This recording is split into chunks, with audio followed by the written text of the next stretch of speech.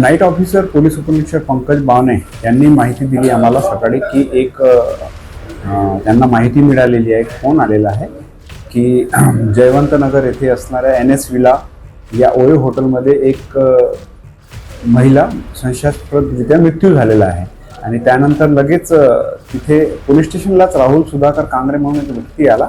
त्याने सुद्धा ही माहिती दिली की त्याची ती मैत्रीण होती आणि ती तिथे वास्तव्यास होती आणि 2 दिवसा अगोदर तिने त्याला फोन करून बोलवलेले होते की माझी प्रकृती खराब आहे, थोडी माझी मदत कर.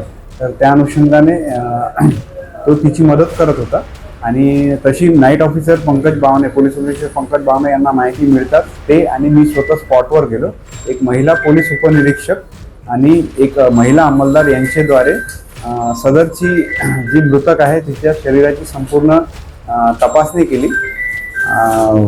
तपासणी करण्यात आली तर वर शरीराची पाहणी म्हणजे त्यांनी पाहणी केली असता वर कोणत्याही प्रकारच्या जखमा किंवा काही संशयास्पद आढळून आलेलं नाही. त्यानंतर आम्ही जे आमच्या तपासणी वाहन पथक आहे, ज्या मोबाईल्स आहेत त्यांना आणि वरिष्ठांना संपूर्ण माहिती दिली.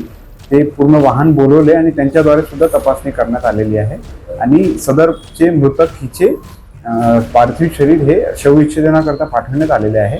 त्याचप्रमाणे आम्ही तिथे ओयो हॉटेलमध्ये रिसेप्शनिस्टला संपूर्ण विचारपूस केली असता त्याने सांगितलं की सदरची महिला ही दिनांक 13/11/2024 रोजी रात्री 9:30 वाजता राहण्याकरता आली होती व ती स्वतः आली होती आणि तिला त्या रूममध्ये देण्यात आलं होतं. त्यानंतर तिने फोन करून तो मित्र आहे तिला बोलवला आणि तिथे दवाखान्याचा उपचार चालू होता आणि प्रत्यक्षदर्शी आम्हाला सुद्धा तिथे रूममध्ये एक ECG रिपोर्ट आणि काही औषधीचे नमुने भेटलेले आहेत.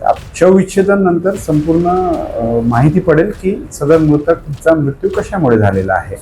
सदर मुलगी हिचं नाव रुचिका वाघमारे असे असून ती बालाभाऊ पेठमध्ये माता मंदिरचे जवळ प्लॉट नंबर 120 येथे राहत असल्याची माहिती आम्हाला मिळालेली होती. पण आम्ही सदरचा पत्ता हा माहिती करण्याचा प्रयत्न केला पण ते कन्फर्म होत नाहीये की ती तिथे राहत आहे म्हणून अशी माहिती मिळत नाहीये.